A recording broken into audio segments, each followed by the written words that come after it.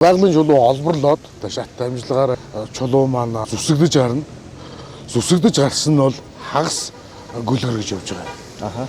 Хагас гүлгэр чулууг зүсээд хэмжээнд нь үндсэн хэмжээндээ авчсны дараагаар энэ барзалтын шат маань явж байгаа. Барзалтын шат нь буудаж шот төхөөрөмж буюу төмрийн хүчээр буудаж арзалах нэг технологи байна.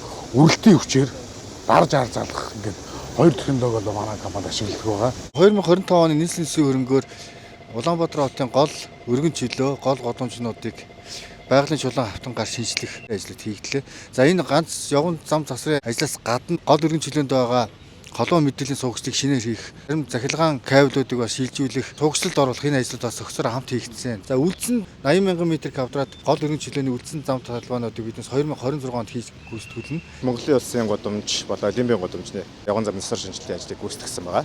Улсын комиссын ажлуудаа хүлээлгээд өгөөд дууссан байгаа. Ажлууд маань нийт 8793 м2 чулуун замдалбайг шинжилээд бүлэглэж өгсөн байгаа.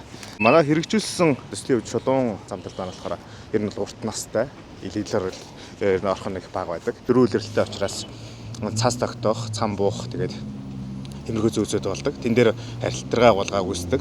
Тэрнээс сэргийлээд бид нэрээ үйлдвэрийн боловсруулалт буюу барзаржуулалтыг хийлгэж өгсөн байгаа стандартын дагуу анх тендерт заасны дагуу хийж өгсөн байгаа. Бусдаа өмнө хийгдсэн байсан стандарт гарахаас өмнө хийгдсэн байснууд банадаас хамаагүй дээр халтрахгүй байгаа нь энэ дэр харагдчихлаа шиг байна. Улаанбаатар хотод нийт 270 гаруй хувийн 6 дөрөв техникээр бол цэвэрлэгээ хийж байгаа. Хуучин гар аргаар зарим байгууллагууд хүмүүс цэвэрлэхдээ цохиж цэвэрлдэг байсан шүү дээ. Тэгэхээр заримдаа чулуунуудаа гимтээгээ цөм зохиод байгаа.